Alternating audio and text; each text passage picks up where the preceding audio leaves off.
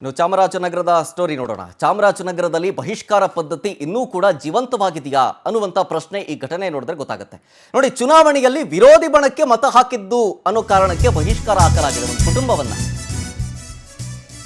ಅಲ್ಲಿಗೆ ಬಹಿಷ್ಕಾರ ಪದ್ಧತಿ ಇನ್ನೂ ಜೀವಂತವಾಗಿದೆಯಾ ಅಂತ ಗಡಿ ಜಿಲ್ಲೆಯಲ್ಲಿ ಈ ಬಹಿಷ್ಕಾರದಿಂದ ಬೇಸತ್ತು ಆತ್ಮಹತ್ಯೆಗೂ ಪಾಪ ಯತ್ನಿಸಿದ್ದಾರೆ ರವಿ ಕುಟುಂಬದವರು.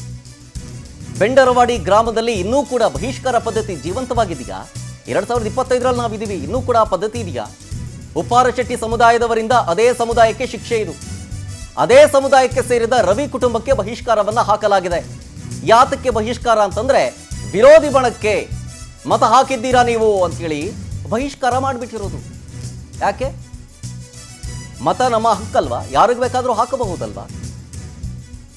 ಅವ್ರು ಆಡಿದ್ದೇ ಆಟನ. ಹಾಗಾದರೆ ಊರಿನ ಯಜಮಾನರ ವಿರೋಧಿ ಬಣಕ್ಕೆ ಮತ ಹಾಕಿದ್ದರಂತೆ ರವಿಯವರು. ಅದಾದ್ಮೇಲೆ ಯಾರೂ ಕೂಡ ರವಿ ಕುಟುಂಬಸ್ಥರನ್ನ ಮಾತನಾಡಿಸಬಾರ್ದು, ಮಾತನಾಡಿಸಿದ್ರೆ 10,000 ರೂಪಾಯಿ ದಂಡ ಅಂತ ಬೇರೆ ಹೇಳಿದ್ರಂತೆ. ಪಾಪ ಪಕ್ಕದಲ್ಲೇ ಇರೋ ತಂದೆ ತಾಯಿ ಮನೆಗೆ ಹೋಗೋಕ್ಕಾಗದೆ, ರವಿ ಪತ್ನಿ ತಮ್ಮ ತವರು ಮನೆಗೆ ಹೋಗೋಕ್ಕಾಗದೆ ಕಣ್ಣೀರಾಗ್ತಾ ಇದ್ದಾರೆ.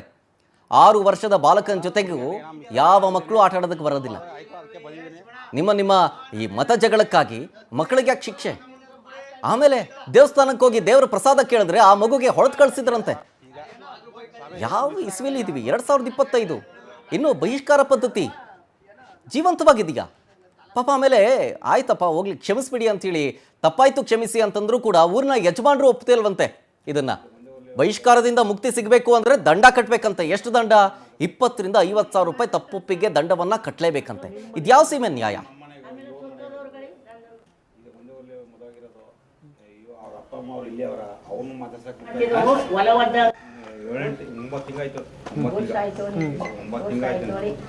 ಅದಕ್ಕೆ ನೀನೇ ತಗೋಬೇಕು ಅಂದ್ರೆ ನಾ ತಗೋತೀನಿ ಅಂತ ಅವನಿಗೂ ಒಂದು ಏಟು ಹೊಡೆದ. ಅಲ್ಲಿ ಅಷ್ಟೇ ತಪ್ಪು ಹೊಡಿ ತಿರ್ಗೋದು ತಪ್ಪು. ನೀ ಊರವರ ಊಟ ತಿಂಡಿ ಯಾತಕ್ಕೂ ಕರನಿಲ್ಲ ಊರ್ಸಾಯ್ತು ಇಲ್ಲಿಗೆ ಚೀಟಿ ದುಡ್ಡ ಇವ್ ಕೇಳಿದ್ನಂತ. ಇವ ನಾ ಕೊಡಲ್ಲ ನಾನೇ ತಗೋತೀನಿ ಅಂತ. ನೀನೇಕ ನೀವು ಒಬ್ಬನೇ ತಗೊಳವ, ನಾ ಬಡ್ಡಿ ಕಟ್ಟಲ್ವ ಅಂತ ಇವಂದಾಗ ಇಬ್ಬರಿಗೂ ಏಟ್ಪಟ್ಟು ನಡೆಸ್ತೇವೆ. ಆ ಜನ ಕೈಗೀಗ ತಪ್ಪು ಕೊಡಬೇಕು ನಿನ್ನ ಮಗ. ಅಪ್ಪ ಬತ್ತಾನ ಲಾರಿಗೆ ಹೋಗೋಣ ಬತ್ತಾನ ಅಂತ ಅಂದು ಆಗ ನಾಗಂಟೆ ಇವ್ ಬಂದು ಅಪ್ಪ ತಪ್ಪಾಗಿಂಪ ಕೊಟ್ಬಿಡಪ್ಪ ಅಂತ. ಅದಕ್ಕೆ ನಾ ಕೊಡೋದಿಲ್ಲ. ನಾನು ಕೊಂಡೋಗಿ ತಪ್ಪು ಕೇಳಿದ್ರೆ ನಾ ಏನು ಮಾಡಿದ್ದೆ ಏನು? ಅಪ್ಪ ನೀನು ಹೊಡೆದ ಅವನು ಹೋದ, ಈಗ ನೀನು ಬೋದಿದೆ ಅವನು ಬೋದಿದೆ, ಬೋದ್ರು ಬೈಕೊಬಿಡಪ್ಪ, ನಮ್ಮನ್ನೇ ಬೈಕಳ್ಳಿ ಬಿಡು ಅಂತ. 1 ವರ್ಷ ಆಯಿತು ಚೀಟಿ ಬಗೆದಂತ ಇದಾಗಿ. 1 ವರ್ಷದಿಂದ ನಮ್ಮ ಕುಟುಂಬಕ್ಕೆ ಏನು ಯಾರೂ ಮಾತಾಡಿಸ್ತಾಯಿಲ್ಲ, ಇದು ಮಾಡ್ತಾಯಿಲ್ಲ, ಬೈಸಿಕರ ಸಾರ್ಬಿಟ್ಟಿದ್ದಾರೆ. ಆಮೇಲೆ ಏನಪ್ಪ ಅಂತಂದರೆ, ನಾನು ಇನ್ನೊಬ್ಬನ ಎಲೆಕ್ಷನ್ ನಿಲ್ಲಿಸಿ ಇವ್ರು ಕರೆದ್ರು, ಇನ್ನೊಬ್ಬನ ನಿಲ್ಲಿಸಿ ನಾನು ಗೆಲ್ಸಿದ್ದೆ. ಅದು ಜಿದ್ದಿಗೋಸ್ಕರ 1 ವರ್ಷ ಆಯಿತು ನಮ್ಮನ್ನ ಯಾವುದಕ್ಕೂ ಕರೀತಿರಲಿಲ್ಲ, ನಮ್ಮನ್ನ ಯಾವುದಕ್ಕೂ ಸೇರ್ತಾಯಿಲ್ಲ, ಬಹಿಷ್ಕಾರ ಹಾಕ್ಬಿಟ್ಟಿದ್ದಾರೆ. ಅದಕ್ಕೋಸ್ಕರ ಇದನ್ನು ಕೇಳ್ತಾ ಇದ್ದೀನಿ. ನನ್ನ ಮಾತಾಡಿಸ್ರೆ 10,000 ರೂಪಾಯಿ ತಪ್ಪು. ನನ್ನ ಮಾತಾಡಿಸ್ರೆ 10. ಡೀಟೇಲ್ಸ್ ಕೊಡ್ತಾರೆ ಇದ್ರ ಬಗ್ಗೆ ನಮ್ಮ ಚಾಮರಾಜನಗರ ಪ್ರತಿನಿಧಿ ಶ್ರೀನಿವಾಸ್ ನಾಯಕ್ ಫೋನ್ ಸಂಪರ್ಕದಲ್ಲಿ. ಶ್ರೀನಿವಾಸ್ ನಾಯಕ್, ಎಷ್ಟು ದಿನ ಆಯಿತು ರವಿ ಅವರಿಗೆ ಬಹಿಷ್ಕಾರವನ್ನ ವಹಿಸಿ? ಜೊತೆಗೆ ಇದಕ್ಕೆ ಸಂಬಂಧಪಟ್ಟವ್ರು ಏನು ಹೇಳ್ತಾರೆ ಇವಾಗ? ಇದು ಚಾಮರಾಜನಗರ ಜಿಲ್ಲೆಯ ಏನು ಬೆಂಡ್ರವಾಡಿ ಗ್ರಾಮದಲ್ಲಿ ನಡೆದಿರ್ತಕ್ಕಂಥ ಘಟನೆ. ಉಪ್ಪಾರ ಸಮಾಜದ ಒಂದು ಬೀದಿನಲ್ಲಿ ನಡೆದಿರ್ತಕ್ಕಂಥದ್ದು. ಕಳೆದ 1 ವರ್ಷದಿಂದ ಈ ರವಿಯನ್ನ ಕುಟುಂಬವನ್ನ ಬಹಿಷ್ಕರಿಸಿದ್ದಾರೆ ಅಂತಕ್ಕಂಥ ಒಂದು ಆರೋಪ ಕೇಳಿ ಬಂದಿದೆ. ಸೊ ಆ ಹಿನ್ನೆಲೆಯಲ್ಲಿ ಅವ್ರ ಅಳಲನ್ನ ತೋಡ್ಕೊಳ್ಳೋ ಅಂತ ಕೆಲಸವನ್ನ ಮಾಡಿದ್ದಾರೆ. ಒಬ್ಬ ವೃದ್ಧೆ ಕೂಡ ಅವರು ಅಂದ್ರೆ ರವಿ ಅವ್ರ ತಾಯಿ ವೃದ್ಧೆ ಕೂಡ, ನಾನು ಬದುಕೋಕೆ ನಂಗೆ ಇಷ್ಟ ಇಲ್ಲ, ಎಲ್ಲರೂ ನನ್ನ ಆ ರೀತಿ ಕಂಡ್ರೆ ನಾನು ಹೇಗ್ ಬದುಕಬೇಕು ಅಂತಕ್ಕಂಥ ಒಂದು ಅಳಲನ್ನ ತೋಡ್ಕೊಂಡಿದ್ದಾರೆ. ಅಂದ್ರೆ ನಮ್ಮ ಕ್ಯಾಮರಾ ಮುಂದೆ ಕಣ್ಣೀರ್ ಆಗ್ತಾವ್ರು ಅದನ್ನ ಕೇಳ್ಕೊಂಡಿರ್ತಕ್ಕಂಥದ್ದು. ಅಂದ್ರೆ ಯಾವುದೋ ಒಂದು ಕ್ಷುಲ್ಲಕ ಕಾರಣಕ್ಕೆ ಏನೋ ಚೀಟಿ ದುಡ್ಡನ್ನ ಕೊಡ್ಲಿಲ್ಲ ನಾವು ವಿಚಾರವಾಗಿ ಇವ್ರಿಗೂ ಮತ್ತೆ ಇನ್ನೊಬ್ಬರ ನಡುವೆ ಗಲಾಟೆ ಆಗಿದೆ. ಗ್ರಾಮಗಳಲ್ಲಿ ಮಾಮೂಲಿ ಅವರ ಒಂದು ನ್ಯಾಯ ಪಂಚಾಯತಿ ಇವೆಲ್ಲ ಇರ್ತವೆ. ಆ ಪಂಚಾಯತಿಗಳಲ್ಲಿ ಏನೋ ಅವರು ಯಾರು ಗಲಾಟೆಗಳಾಗ್ತವೆ ಅದನ್ನ ಫಸ್ಟ್ ಅವರೇ ತೀರ್ಮಾನ ಮಾಡುವಂತ ಕೆಲಸವನ್ನ ಮಾಡ್ತಾರೆ. ಅದಾಗ್ಲಿಲ್ಲ ಅಂತಂದ್ರೆ ಆಮೇಲೆ ಸ್ಟೇಷನ್ ವಗಾರೆ ನಡೀತವೆ. ಸೊ ಇಲ್ಲೇನಾಗಿದೆ, ಇವ್ರು ಒಪ್ಪದೇ ಇದ್ರು ಅಂತ ಹೇಳಿ ರವಿ ಅವ್ರ ಮೇಲೆ ಒಂದು ಏನು ಅವರ ಬೀದಿಯವರೆಲ್ಲ ಒಂದು ಬಹಿಷ್ಕಾರ ಒಂದು ಪದ್ಧತಿಯನ್ನ ಜಾರಿಗೆ ಇಟ್ಕೊಂಡಿದ್ದಾರೆ ಅಂತ ಹೇಳ್ಬೋದು. ಆ ಬಹಿಷ್ಕಾರದಲ್ಲಿ ಇವ್ರನ್ನ ಯಾರು ಮಾತಾಡಿಸಬಾರ್ದು, ಇವ್ರಿಗೆ ಯಾರು ಏನು ಕೊಡಬಾರದು. ಮತ್ತೆ ಶ್ರೀನಿವಾಸ್, ನಾನು ನಿಮ್ಮನ್ನ ಮತ್ತೊಮ್ಮೆ ಮಾತಾಡಿಸ್ತೀನಿ. ಥ್ಯಾಂಕ್ ಯು ಡೀಟೇಲ್ಸ್ ಆಗಿ. ಇನ್ನು ಇದಕ್ಕೆ ಸಂಬಂಧಪಟ್ಟಂತೆ ಬಹಿಷ್ಕಾರಕ್ಕೆ ಒಳಗಾದಂತಹ ರವಿ ಅವರು ನಮ್ಮ ಜೊತೆಗೆ ಫೋನ್ ಸಂಪರ್ಕದಲ್ಲಿದ್ದಾರೆ. ಸರ್ ನಮಸ್ತೆ.